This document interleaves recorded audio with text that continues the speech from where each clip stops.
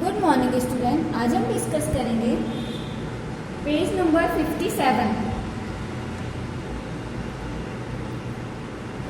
The monsoon is also a convection current set up due to the difference in temperature between the sea and the land. Hot air in summer rise from the land and moisture containing cool air blows from the sea, thereby bringing rainfall on the land।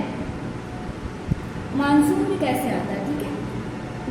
Monsoon हमारा कैसे आता है, मतलब monsoon मतलब rain, मतलब कभी ठंडी पड़ती, हमारे यहाँ बारिश कैसे होती है। तो मानसून भी क्या है, वो भी हमारा कन्वेक्शन करंट से ही चलता है, मतलब इसमें भी कन्वेक्शन का प्रोसेस ही फॉलो होता है। तो अब ये कैसे होता है, देखिए, ये हमारा जो मानसून है ये कन्वेक्शन करंट से सेटअप होता है। अब डिफरेंट टेम्परेचर रहता है, different in temperature between the sea and land. Land का और सी का टेम्परेचर डिफरेंट होगा, ये मैंने आपको अभी बताया जैसे। अब हॉट एयर क्या करेगी, समर में राइज अप हो जाती है। जैसे ही हॉट एयर राइज अप हुई and hot air is rise up from the land and moisture containing cool air blows from the sea. और हमारा जैसे देखिए ये सी है और ये हमारा सी है और ये हमारा लैंड है। अब समर में हमारा लैंड क्या हो जाएगा, हॉट हो जाएगा, सी थोड़ी देर से हॉट होगा। जैसे ही हमारा लैंड हॉट हुआ, इसमें से हॉट एयर क्या होगी, राइज अप हो जाएगी। लेकिन ये जो हमारी सी के ऊपर की एयर है कैसी, कूल है। अब जैसे ही हॉट एयर राइज अप हुई तो यहाँ पर क्या हुआ, प्रेशर कम हो गया। अब हमारी जो कूल एयर है वो सी से लैंड में आ गई और हॉट एयर कैसे चली गई हमारी, लैंड से सी पे, क्योंकि राइज अप होकर इसकी जगह ले ली और ये हमारी यहाँ आ गई। अब जो हमारी सी से एयर आई थी उसके साथ मॉइस्चर भी आया था। अब ये अपने साथ मॉइस्चर लेके जहाँ जहाँ जाएंगी तो उस लैंड में क्या हो जाएगा, रेनफॉल हो जाएगा। क्यों, क्योंकि इसके पास क्या था, मॉइस्चर था। और हॉट एयर कहाँ चली गई, सी में। तो जैसे ही समर में जितना हमारा जो लैंड है हीट होगी, हॉट होगी और हॉट एयर यहाँ से राइज अप होगी, उसकी जगह हमारी कूल एयर लेगी। और ये कूल एयर कैसी है, ह्यूमिडिटी वाली है, ठीक है, इसमें मॉइस्चर है और ये रेनफॉल करेगी।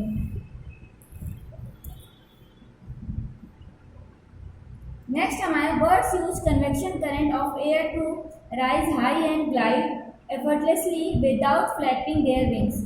जो हमारी बर्ड्स भी है वो भी कन्वेक्शन करंट को यूज करती है और बिना विंग्स को फ्लैप किए ये बहुत दूर तक हाई ग्लाइड कर सकती है। नेक्स्ट आया हमारा रेडिएशन।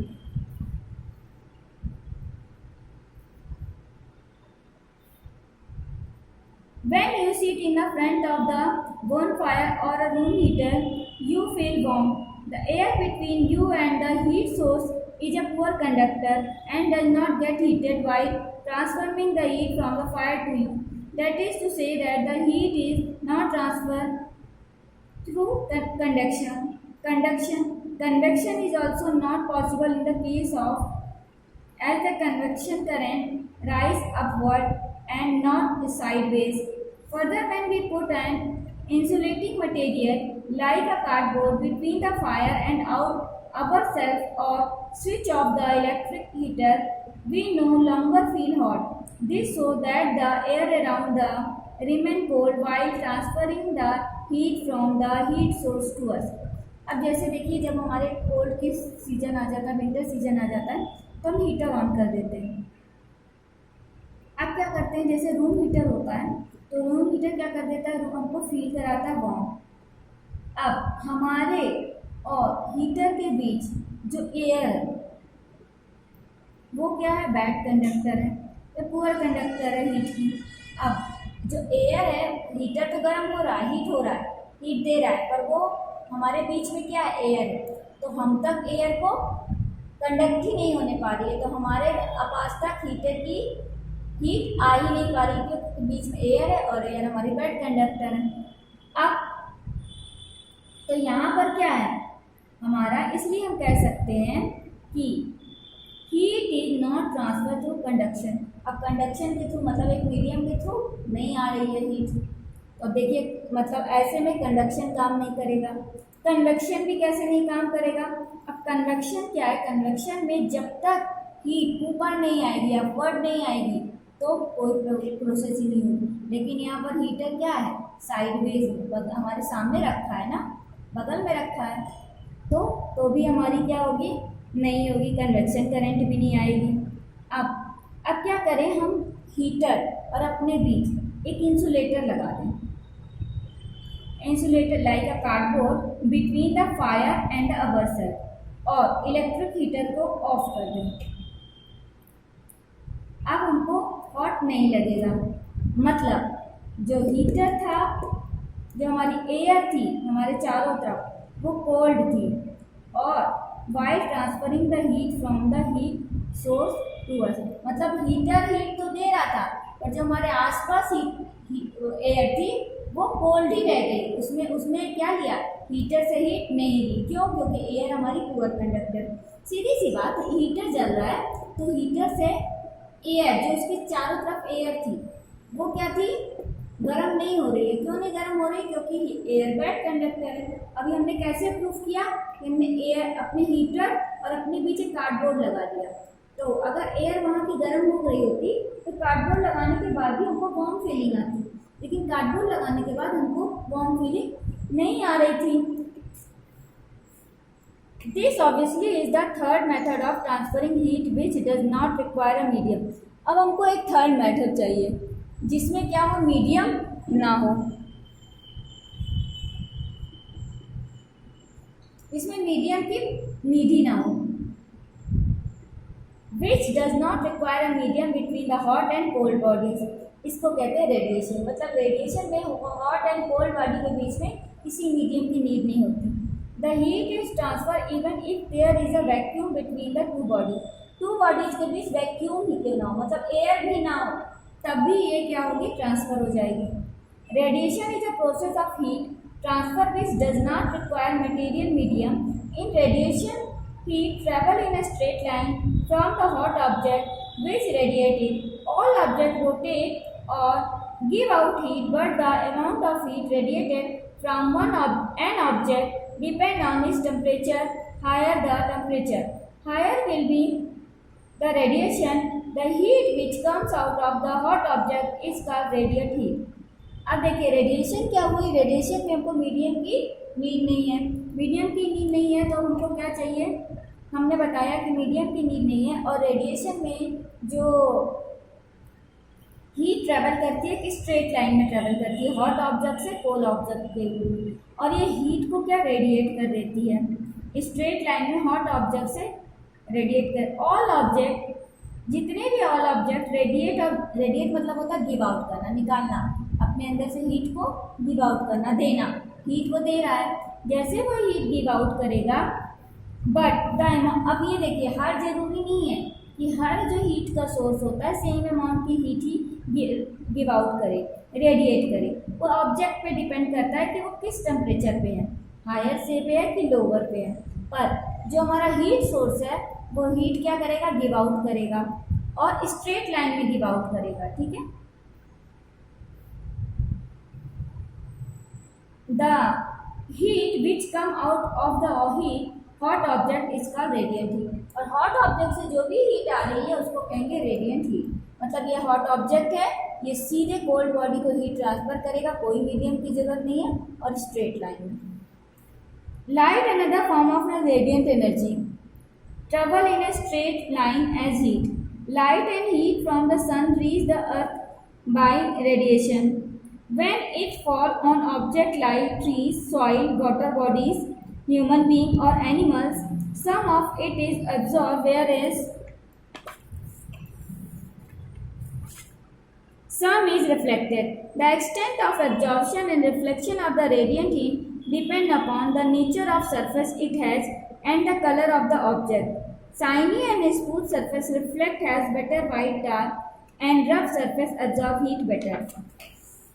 अभी देखिए लाइट भी हमारी क्या है? ग्रेडियंट एनर्जी है। ये भी हमारी स्ट्रेट लाइन में ट्रेवल करती है। लाइट एंड हीट दोनों ही सन से मिलती हैं हमको। जब सन की लाइट एंड सन की हीट किसी ऑब्जेक्ट पे फॉल होती है, या ह्यूमन बीइंग, एनिमल, किसी पे भी फॉल होती है, तो वो क्या करते हैं, हीट को एब्जॉर्ब करते हैं। कुछ हीट एब्जॉर्ब कर लेते हैं और कुछ हीट को क्या कर देते हैं, रिफ्लेक्ट कर देते हैं। तो absorption and reflection of radiant heat depend करती है कि वो सरफेस कैसी है, nature of a surface and the colour of the object. अगर वो सरफेस स्मूथ एंड शाइनी है तो वहाँ पर रिफ्लेक्शन बेटर होगा, जबकि white, dark and rough surface पे हमारी जो हीट होगी वो ज़्यादा एब्जॉर्ब होगी। तो रिफ्लेक्ट कौन करेगा, shiny and smooth surface. Absorb कौन ज़्यादा करेगा, हमारी रफ एंड डार्क सरफेस। सीधी सी बात। अब आई हमारी एक्टिविटी 4.10। तो रेडिएशन में क्या है, रेडिएशन में मीडियम की नीड नहीं होती, हीट जो होती है उसको रेडिएंट हीट कहते हैं, और ये स्ट्रेट लाइन में ट्रेवल करती है, और डायरेक्ट ही क्या करती है, हॉट सोर्स से कोल्ड बॉडी को हीट ट्रांसफर कर देती है। अब हमको प्रूफ करना है that activity 4.10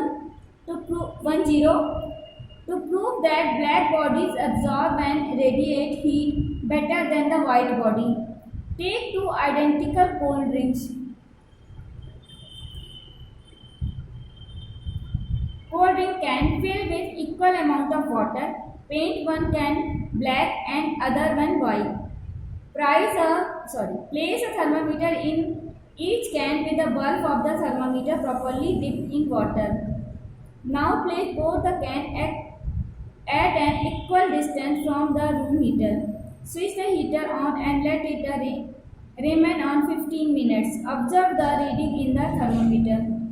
You will observe that the temperature reading in the thermometer placed in the black can is higher than the thermometer placed in the white can.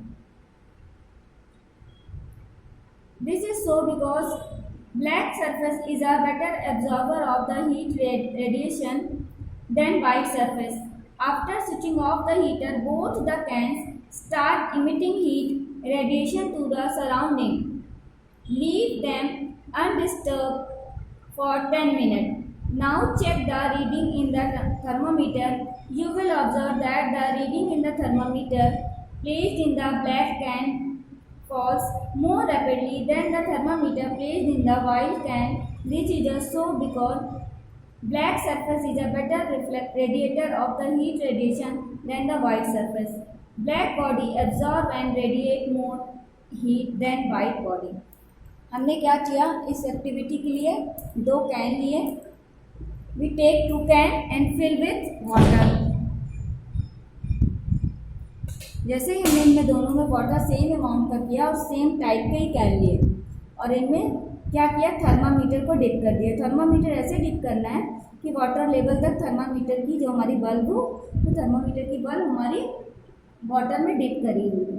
अब थोड़ी देर के लिए इसको फॉर 15 मिनट्स लीव कर देते हैं हीटर के सामने। हीटर को स्विच ऑन करके हीटर के सामने दोनों कैंस को, ठीक है, थोड़ी देर के लिए वहाँ लीव कर देते हैं, छोड़ देते हैं।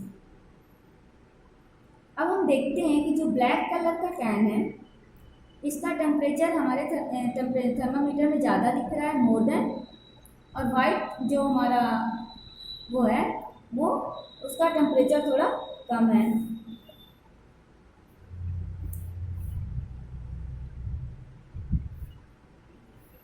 उसके बाद हम क्या करते हैं, अब ऐसा क्यों हुआ, इसका टेम्परेचर ज़्यादा इसका टेम्परेचर क्यों है, because black colour is better absorber of the heat. हमने बताया था कि ब्लैक कलर में हीट बहुत ज़्यादा जल्दी एब्जॉर्ब हो जाती है, ज़्यादा एब्जॉर्ब होती है, जबकि वाइट कलर में वाइट कलर हीट का अच्छा एब्जॉर्बर नहीं है। अब हम स्विच ऑफ कर दिए, ठीक। उसके बाद दोनों कैन को emitting heat radiation to the surrounding, अब दोनों को रख दिए 10 मिनट तक।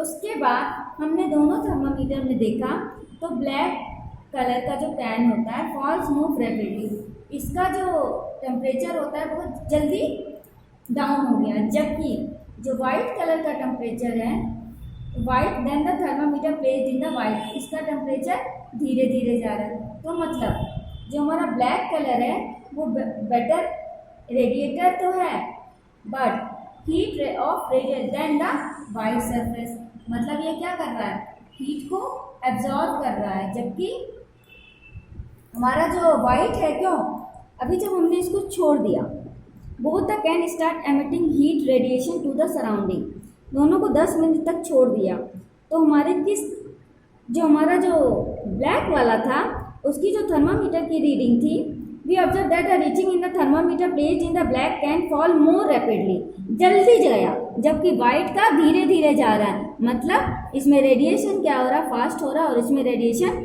धीरे हो रहा है, मतलब ये सराउंडिंग को बहुत जल्दी दे रहा है हीट, जितना जल्दी इसने ऑब्जॉर्व किया सन से उतनी ही जल्दी सराउंडिंग को अपनी हीट भी दे रहा है, तो मतलब ये गुड एब्जॉर्बर भी है, गुड रेडिएटर भी है, पर वाइट कैन बहुत जल्दी एब्जॉर्ब भी नहीं कर पा रहा है और बहुत जल्दी रेडिएट भी नहीं कर पा रहा है, रेडिएशन मतलब गिव आउट कर रहा है, तो सराउंडिंग को हीट भी बहुत जल्दी गिव आउट कर रहा है और सोर्स से हीट को ले भी रहा है, मतलब एब्जॉर्बर भी अच्छा है, रेडिएटर भी अच्छा है। Application of heat radiation.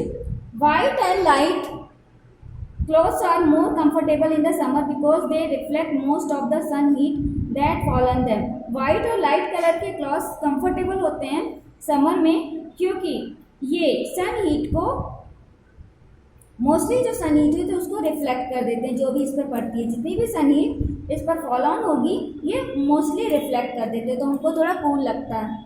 Black colour and dark colour के जो क्लॉथ्स होते हैं वो विंटर के लिए सूटेबल होते हैं, क्यों, क्योंकि जो डार्क कलर होता है वो बेटर एब्जॉर्बर होता है, तो हीट को एब्जॉर्ब कर लेता है और हमको क्या लगती है, थोड़ा सा वार्म फीलिंग आती है। The base of the cooking vessels is painted black so as to absorb most of the heat energy provided and cook the food is less time. जो कुकर की वेसल्स होती हैं वो मोस्टली ब्लैक कलर की उनकी lid होती है, जो वेसल्स होती हैं वो पेंट उनको ब्लैक कलर से कर दिया जाता है बेस को, क्यों, क्योंकि ब्लैक कलर क्या होता है, हीट को, जितनी भी हीट है उसको खूब जल्दी एब्जॉर्ब कर ले और लेस टाइम में खाना हमारा कुक हो जाए, क्योंकि ब्लैक कलर गुड एब्जॉर्बर है।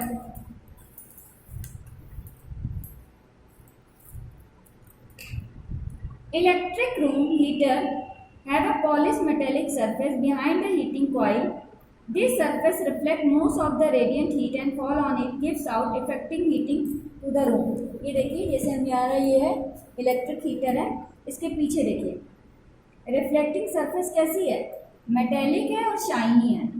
अब ये मेटेलिक और शाइनी इसलिए है ताकि क्या हो, पॉलिश्ड है, पॉलिश किया गया है, इसको पॉलिश्ड है एंड मेटेलिक है, इसलिए इसको पॉलिश करते हैं ताकि ये सरफेस हीट को रिफ्लेक्ट कर दे, जितनी भी इस पर हीट पड़े वो सबको क्या कर दे, रिफ्लेक्ट कर दे, ताकि हमारी जो हीट है वो हमें मिले, पीछे ना ये हमारा मेटल ही एब्जॉर्ब ना कर ले बल्कि मोस्टली रिफ्लेक्ट कर दे। Thermos flask, it is a special type of bottle और flask which does not allow heat loss और heat gain by the material object store in it. A hot body loses heat to the surrounding by the conduction, convection and radiation. Similarly, a cold body gains heat by any or all of the three methods of the heat transfer. This loss or gain of the heat is minimized in the structure of a thermos flask. Since the transfer of heat through the walls of the thermos flask is very small, the content, hot tea or ice cubes are kept at the same temperature for a long time. हमारे जो thermos flask आता है या bottle आती है वो special type की होती है, उसमें क्या होता है, हीट लॉस बहुत कम होता है, ठीक है, और heat loss and heat gain दोनों ही अलाउ नहीं करती, ना तो हीट लॉस अलाउ करती है ना ही हीट गेन अलाउ करती है, मतलब ना उससे हीट बाहर जाए ना उसके अंदर हीट अंदर आए। अब क्या करेगी, तो उसमें ऐसा मटेरियल लगाया जाता है ताकि ना तो वो हीट को अंदर आने दे ना तो उसको बाहर जाने दे। हॉट बॉडी, अब ये देखिए हॉट बॉडी होती है, जैसे एक हॉट बॉडी अगर कोल्ड बॉडी के कांटेक्ट में आई तो अपनी हॉट बॉडी क्या करेगी, हीट कोल्ड बॉडी को दे देगी, तो hot body loss heat to the surrounding जो हॉट बॉडी है सराउंडिंग को अपनी हीट दे देती है, उस प्रोसेस किस प्रोसेस से, कंडक्शन से, कन्वेक्शन से एंड रेडिएशन से अपनी हीट किसको दे देती है, सराउंडिंग को। ऐसे ही कोल्ड बॉडी भी अपनी जो गेन करती है हीट वो भी इन्हीं 3 मेथड से करती है। मतलब कोल्ड बॉडी भी अगर हीट लेगी तो इन्हीं 3 मेथड से ही लेगी। अब थर्मस का स्ट्रक्चर से कैसे होगा, जो हीट का जो ट्रांसफर होता है वो वॉल से ही होगा। तो थर्मस फ्लास्क बहुत छोटा होता है, जो उसकी the wall of the thermos flask is very small, the content are kept at the same temperature for the time. तो जो ट्रांसफर ऑफ जो हीट होती है जो वॉल से वो बहुत कम होती है। क्यों? क्योंकि ऐसा मटेरियल बनाया जाता है तो इससे ना तो ट्रांसफर ऑफ हीट हो ही ना पाए, ना तो हीट गेन कर पाए, ना तो ये हीट लॉस कर जाए। इसमें पूरी हीट को क्या ना तो लॉस होने देते हैं ना गेन होने देते हैं। तो अंदर जो भी मटेरियल है या तो अगर वो हॉट है तो हॉट ही रहेगा और अगर वो कोल्ड है तो कोल्ड ही रहेगा, क्योंकि ये मटेरियल ऐसा लगाया जाता है इसके वॉल के अंदर कि वो ना तो किसी भी मेथड से हीट का ट्रांसफ़र ना करे।